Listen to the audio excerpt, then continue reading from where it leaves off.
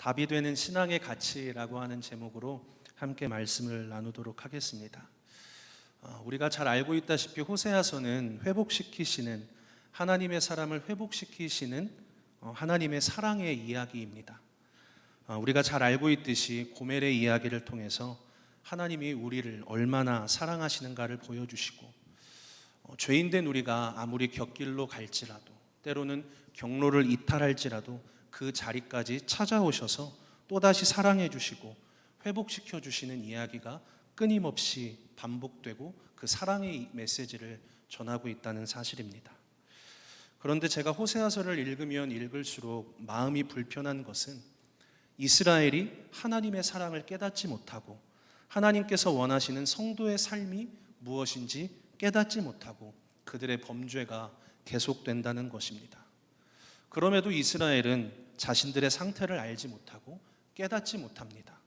그저 그들은 우리는 하나님을 잘 믿고 있다, 우리는 하나님을 잘 알고 있다 라고 하는 착각 속에 살아갈 뿐입니다. 그래서 하나님은 그들의 착각을 철저히 깨주십니다. 그들이 하나님 앞에 범죄한 일들을 대충 넘어갈 수도 있는데 하나님께서는 그들이 범죄한 것들을 대충 넘어가시지 않습니다. 하나하나 조목조목 따져가면서 말씀해 주십니다. 문제가 무엇인지 정확히 알아야 그 문제를 해결하고 틀어진 하나님과의 관계가 회복되기 때문이죠. 오늘 본문도 여전히 이스라엘의 죄악된 모습을 지적하고 있습니다. 그 내용이 무엇인가요? 1절에 기록된 바와 같이 1절 하반절에 이렇게 기록을 하죠. 그들이 내 언약을 어기며 내 율법을 범함이로다 라고 기록을 하고 있습니다. 언약을 어기며 율법을 범했다라고 기록하고 있습니다. 하나님과 이스라엘은 철저한 언약 관계 안에 맺어진 이들이었습니다. 하나님께서는 출애굽한 이스라엘 백성들을 모세를 통해 시내산에서 십계명, 율법의 말씀을 주시면서 그들과 언약을 체결하셨습니다. 그리고 그들에게 말씀하신 언약의 내용이 무엇인가요?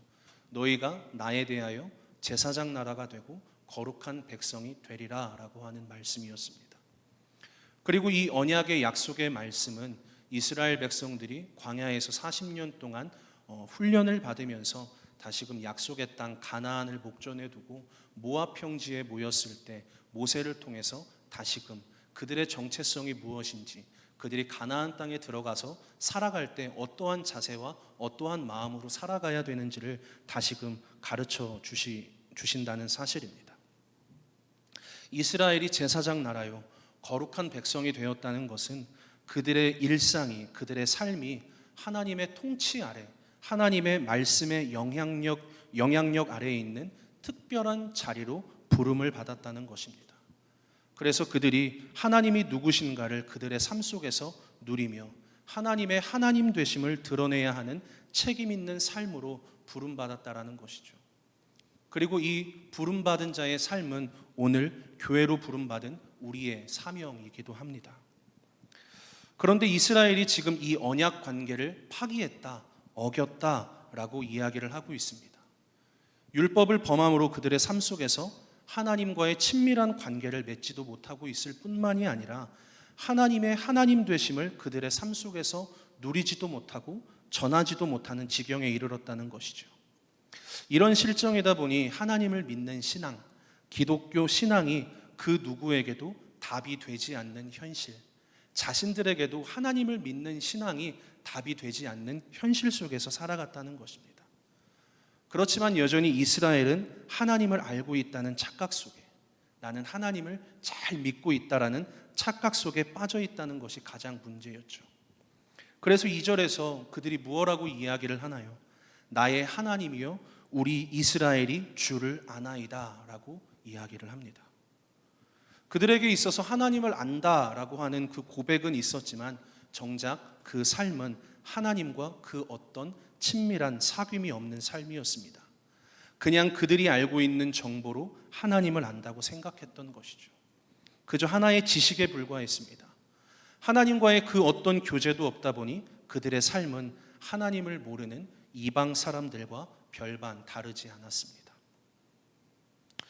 호세아가 활동할 당시 정치적으로나 사회적으로나 굉장히 암울한 시대였습니다. 정치권에서는 알력 다툼이 끊이질 않았고 그로 인한 유혈 쿠데타가 끊이지를 않았습니다. 사회적으로는 있는 자들의 갑질과 소시민들의 삶의 곤고함, 갈등과 소외가 끊이지를 않았습니다. 당시 사회의 모습이 어떠했는지 여과 없이 보여주는 말씀이 아모스서에 기록되어 있는데요. 아모스 선지자와 호세아 선지자가 활동했던 시기가 굉장히 비슷합니다. 아모스 선지자가 먼저 여로보암 2세 때 그 선지자로서의 사역을 감당하기 시작했고, 여로보암 2세 통치 말년에 호세아 선지자가 활동을 하기 시작했습니다. 비슷한 시기에 그들은 북이스라엘을 향한 메시지를 선포했던 것이죠. 그런데 중요한 것은 호세아서와 아모스서의 차이가 있다, 메시지에 대한 차이가 있다라고 한다면, 아모스서는 당시의 사회상이 어떠했는지, 하나님을 믿는 하나님의 사람들이 어떠한 삶을 살아가고 있는지 그들의 사회상을 고발하고 있다는 것이고요. 호세아서 같은 경우는 당시에 정치 권력과 종교 권력이 어떠한 삶을 살아가고 있는지 주요 이슈로 다루고 있었다는 것입니다. 어쨌든 아모스서에 그 당시 북이스라엘의 상황이 어떠했는지, 그들이 제사장 나라요 거룩한 백성으로 부름을 받았지만 그들이 어떠한 삶을 살아가고 있었는지 적나라하게 기록을 하고 있는 말씀이 아모스서 2장 6절에서 8절입니다. 제가 읽어드리도록 하겠습니다. 여호와께서 이와 같이 말씀하시되 이스라엘의 서너 가지 죄로 말미암아 내가 그 벌을 돌이키지 아니하리니 이는 그들이 은을 받고 의인을 팔며 신 한 켤레를 받고 가난한 자를 팔며 힘없는 자의 머리를 티끌 먼지 속에 발로 밟고 연약한 자의 길을 굽게 하며 아버지와 아들이 한 젊은 여인에게 다녀서 내 거룩한 이름을 더럽히며 모든 제단 앞에서 전당 잡은 옷 위에 누우며 그들의 신전에서 벌금으로 얻은 포도주를 마심이니라 라고 기록을 하고 있습니다. 그들의 삶의 모습이 어떠했는지 상상이 가시죠? 이러한 이스라엘의 모습을 호세아 선지자는, 아모스 선지자는 2장 6절에서 8절까지 길게 이야기하는데요, 호세아 선지자는 굉장히 딱 한마디로 정의를 합니다. 3절에서는 이스라엘이 선을 버렸다라고 기록을 하고 있고요, 마지막 14절에서는 자기를 지으신 이를 잊어버렸다라고 기록을 하고 있습니다. 무슨 말씀인가요? 하나님을 잘 안다고 말하면서 정말로 하나님이 원하는 삶은 다 내던져 버린 실정 속에 살아갔던 이들이 이스라엘의 모습이었습니다. 제사장 나라요 거룩한 백성으로 부름을 받았지만 그들의 삶 속에 하나님이 전혀 나타나지 않고 있다는 것을 본문은 가르쳐주고 있는 것입니다. 여러분, 부름받은 자로 살아간다라고 하는 것이 무엇일까요? 부름받은 자로 살아간다. 기독교 신앙을 갖고 예수를 나의 구주 삼고 신자로서 삶을 살아간다라고 하는 것이 과연 어떠한 것을 의미하는 걸까요? 제가 신대원 시절에 원후회 그 임원을 했습니다. 임원으로 섬길 당시에 신대원 그 원우들을 위해서 강사 목사님을 모시고 특강을 준비한 적이 있었는데요. 그때 특강의 주제가 같은 길을 가는 후배 사역자들에게 해주는 조언 이런 주제였습니다. 그리고 그 목사님을 통하여서 후배 사역자들이 어떠한 길을 가야 되는지, 부름받은 자로서의 어떤 삶을 살아가야 되는지 쭉 이야기를 해주셨는데요. 그리고 그 특강을 마치고 마지막에 질의응답을 하는 그러한 시간이 있었습니다. 그 마지막에 질의응답을 받을 때 한 그 원우가 그러한 질문을 했습니다. 도대체 부름받은 자로서 살아간다라고 하는 것이 무엇인가요? 이러한 질문이었습니다. 그 질문을 받으시고 온 그 강사 목사님께서 한치의 주저함도 없이 한 이야기를 전해주셨습니다.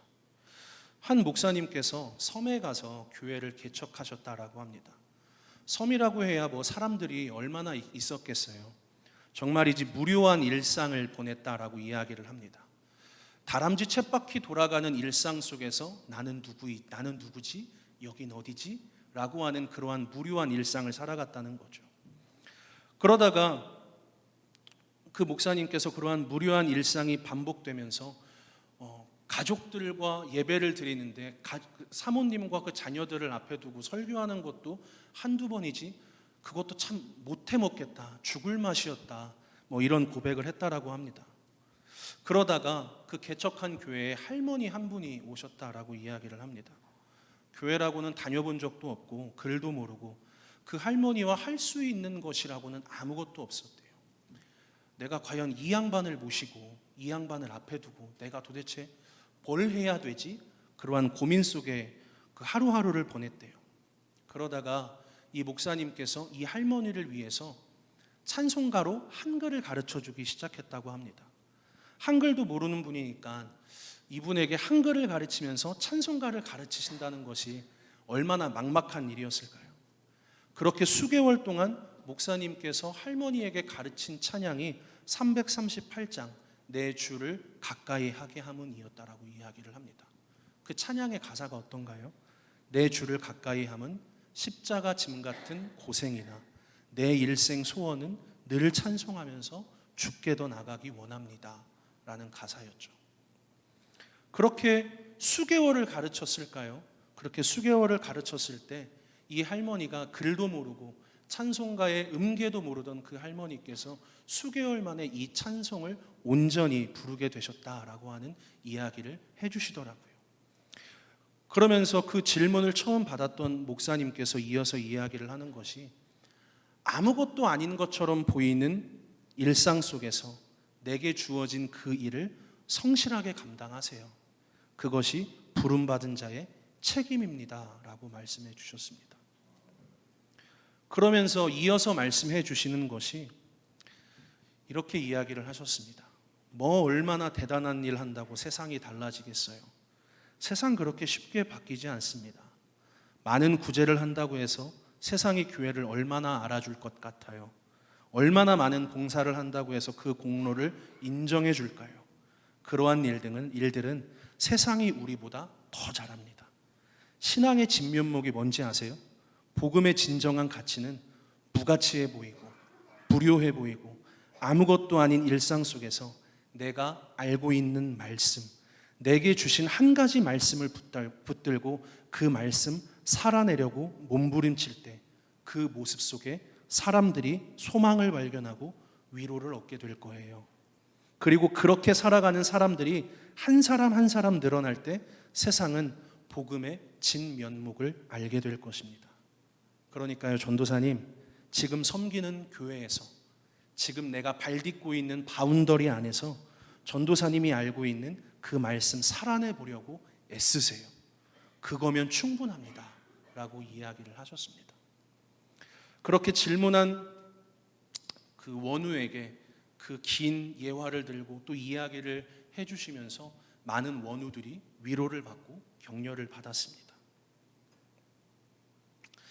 우리가 살아가는 삶의 자리에서 하나님이 누구이신지를 바르게 아는 자로, 그리고 세상의 가치가 유일한 삶의 목표인 사람들 앞에서 나는 세상과는 다른 가치를 갖고 세상과는 다른 존재로 살아가는 은혜가 우리 모두에게 있기를 소망합니다. 내가 아는 한 가지 말씀을 살아내는 은혜가 우리 모두에게 있기를 바랍니다. 그래서 신앙의 가치가 우리 삶의 모든 자리에서 답이 된다는 것을 증명해내는 은혜가 우리 모두에게 있기를 바랍니다.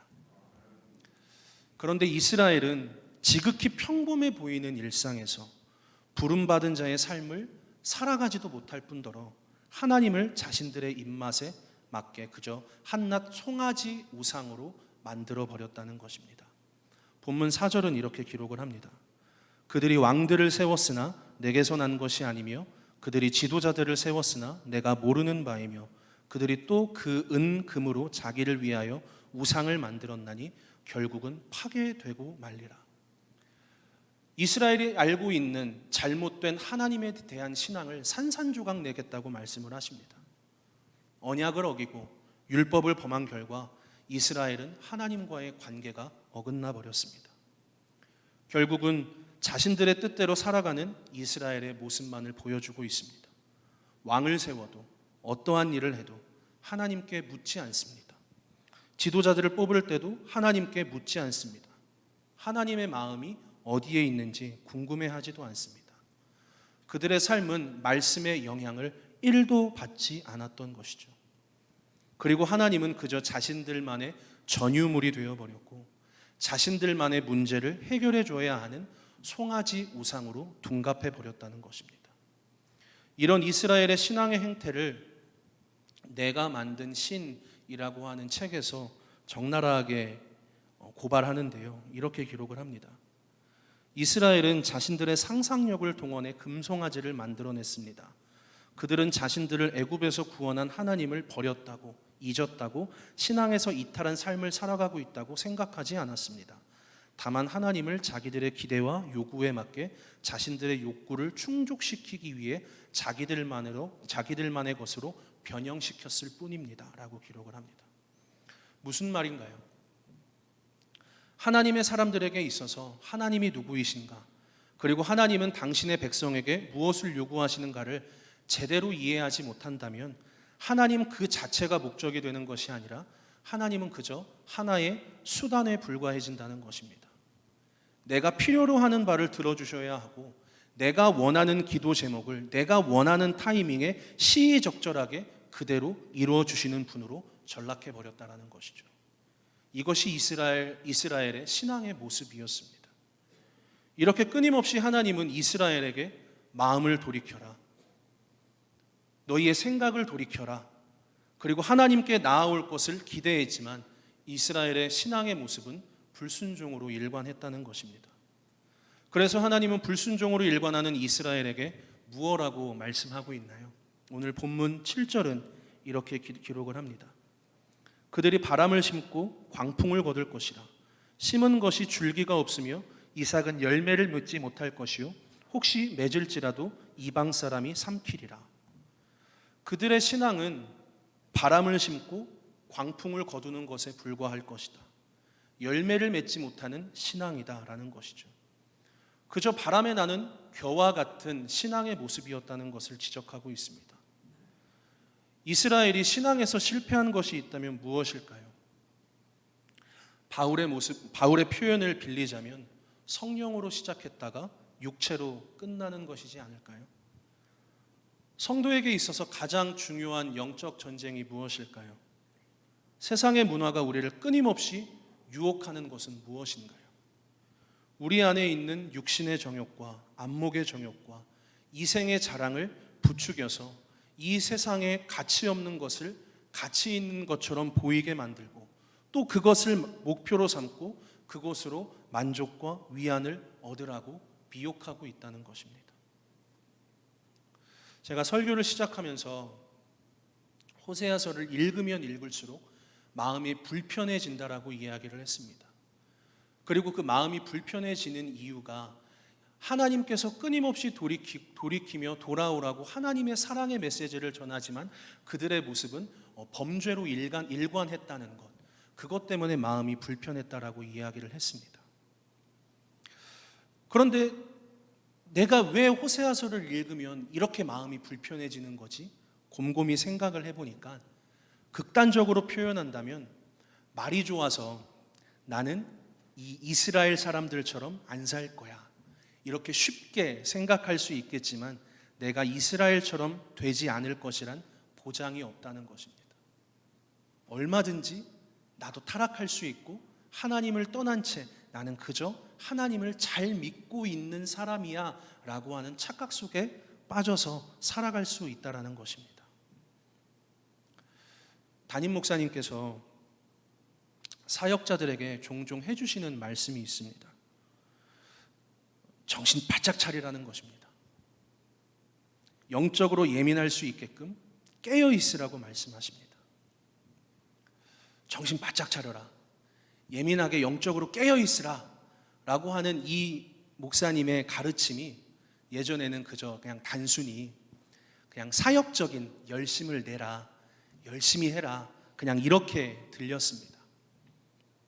그런데 언제부턴가 정신 바짝 차려야 된다, 영적으로 깨어 있어야 된다, 민감하게 반응해야 된다 라고 하는 메시지가 존재론 쪽으로 들리기 시작하는 거예요. 너희가 어떠한 존재로 부름받았는지 잊어서는 안 된다 라고 들리고 해석이 된다는 거죠. 여러분, 하나님께서 호세아 선지자를 통해 말씀하시는 것은 진짜 너의 삶 속에 있어서 진짜 가치 있는 것이 무엇인지 깨달으라고 말씀하고 있습니다.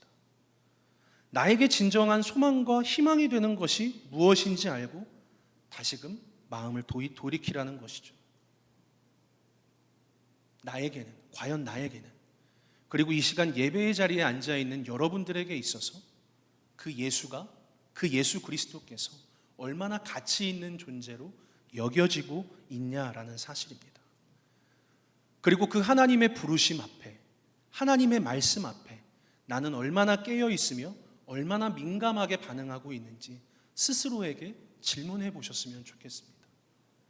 그리고 그 질문 앞에 과연 나는 그냥 하나님을 잘 믿고 있다라는 착각 속에 살아가고 있지는 않은지, 어떠한 모습으로 살아가고 있는지, 그저 하나님의 뜻에는 관심이 없고 하나님의 마음에는 관심이 없고, 하나님 나의 기도 들어주세요, 내가 원하는 적절한 타이밍에 내가 원하는 바 뜻대로 이루어 주셨으면 좋겠습니다, 이러한 모습 속에 살아가고 있지는 않은지 점검해 보아야 한다는 것입니다.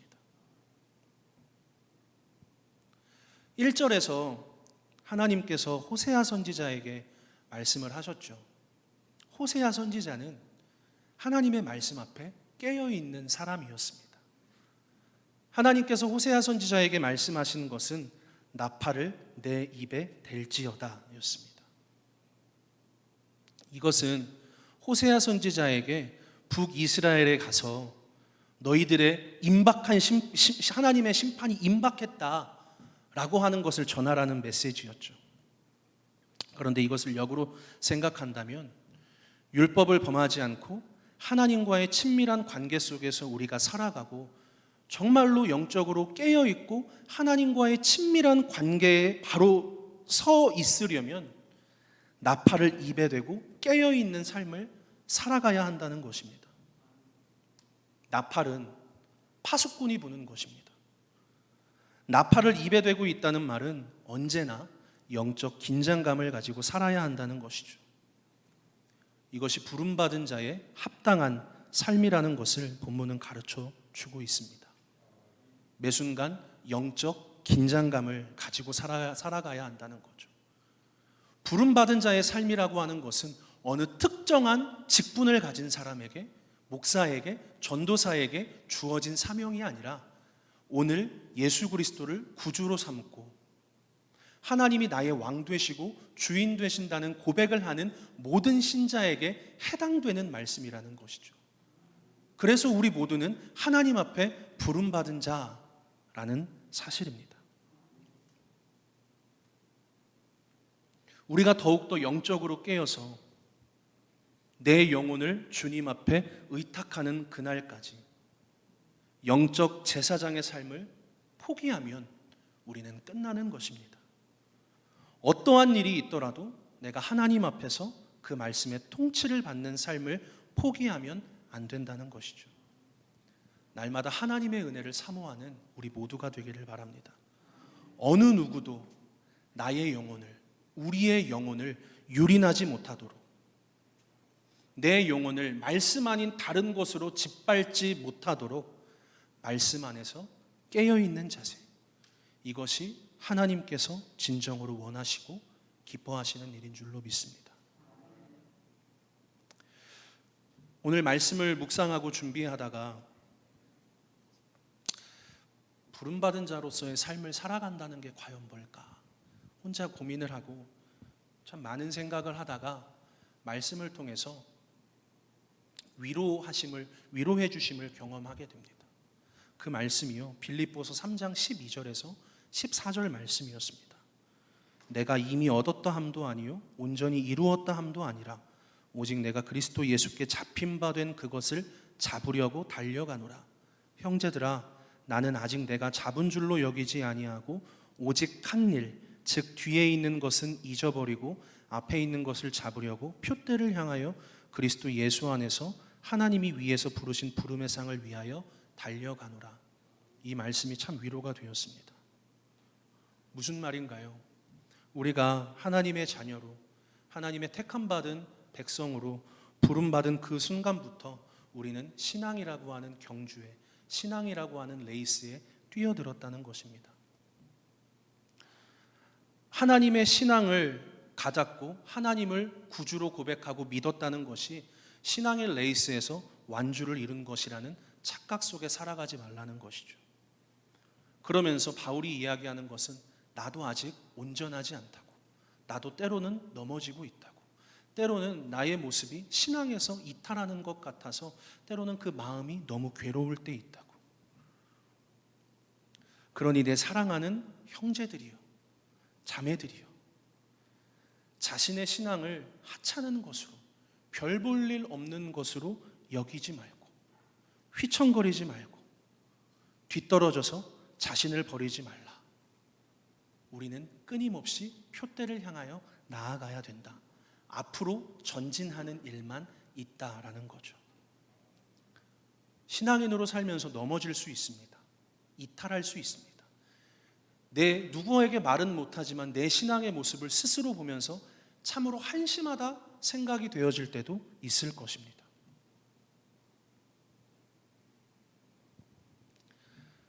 그렇지만 하나님께서 우리를 부르신 것은 나를 죄에 다시는 넘어지지 않는 완벽한 존재로 만드시려고 하는 것이 아니라 넘어질지라도 표대를 향하여 결승점까지 끝까지 달릴 수 있도록 다시 일어날 수 있는 힘을 주시기 위함이라는 것입니다. 믿음은 때론 보잘것없고 초라해 보이고 부끄러운 모습일지라도 끝까지 예수님 앞까지 도착하는 그 순간까지 믿음의 주인이신 예수 그리스도를 바라보며 앞으로 나아가라는 것이죠. 넘어진 것이 패배가 아니라 넘어진 자리에서 다시 일어나지 않는 것이 패배라는 것이죠. 손흥민 그 선수의 아버지 손흥정 씨가 한 토크 프로그램에 나와서 그러한 이야기를 하더라고요. 과거에 발목 잡히면 한 발자국도 앞으로 나갈 수 없다라는 이야기를 했습니다. 이스라엘이 실패한 것이 바로 이 지점이었습니다. 현실의 문제 앞에, 그리고 나는 하나님의 자녀라는 선택받은 선민이라고 하는 뭔가 모를 근자감 때문에 현실의 문제 앞에서 하나님 앞으로 나아가지 않았던 것입니다. 현실의 문제 앞에서 자신들의 노력과 방법만으로 해결해 보려고 했던 것입니다. 현실의 문제 앞에서 하나님을 의지하기보다 아수르를 의지했고요, 이집트를 의지했고요, 이방신 우상의 도움을 의지했던 것입니다. 그리고 하나님을 한낱 송아지 우상으로 전락시켜버린 것이죠. 그러다 보니 하나님을 믿는 신앙이 그들의 인생에 답이 되지 않았고 진정한 신앙의 가치를 발견하지 못했던 것입니다. 그렇지만 우리가 믿음의 경주를 포기하지 않을 때 우리는 하나님께서 일하시는 것을 경험할 수 있고 모든 문제의 답이 되시는 그 하나님, 그 신앙의 진면목, 신앙의 가치를 발견하게 될 줄로 믿습니다. 한 조직신학 교수님께서 그런 이야기를 하시더라고요. 우리가 일상을 살아갈 때는 하나님이 우리의 감독 되신다는 것을 잊어버리면 안 된다. 그리고 우리 한 사람 한 사람은 그 감독 되시는 하나님의 디렉팅을 받는 배우라는 것 명심해야 된다. 그리고 배우로서 그 역할을 충실하게 감당할 때 성령님의 강력한 임재하심을 경험하게 될 것이다. 하나님의 강력한 임재하심을 경험할 때 어떠한 일이 발생하느냐? 하나님께서 우리의 감독이 되시고 배우가 되셔서 우리는 그저 관객석에 앉아서 하나님께서 일하시는 것을 목도할 수 있다라고 기록한 그 책의 문구를 보았습니다. 우리가 하나님의 다스림을 받고 하나님의 디렉팅을 받는 배우로서의 삶을 살아갈 때 하나님께서는 쉬지 않고 일하셔서 우리의 삶 속에 임마누엘 되시고 임재하심으로 하나님께서 어떻게 일하시는지, 내가 말하는 것 같고 내가 행동하는 것 같지만 나의 삶 속에서 하나님이 하나님 되신다는 것을 하나님 스스로가 증명해낼 것이다. 그러니 배우로서의 삶을 포기하지 말아라 이야기했던 것입니다. 우리의 삶이 그러했으면 좋겠습니다. 주의 약속의 말씀을 의지하며 오늘도 나에게 주어진 삶 속에서 하나님의 다스림을 받고 말씀에 순종하는 삶, 매 순간 주의 인도하심을 구하며 나아가는 은혜가 있기를 주의 이름으로 소망합니다. 그래서 하나님께서 일하시는 역사의 현장을 목격하는 우리 모든 더드림교회 성도들 되시기를 주의 이름으로 간절히 축복합니다.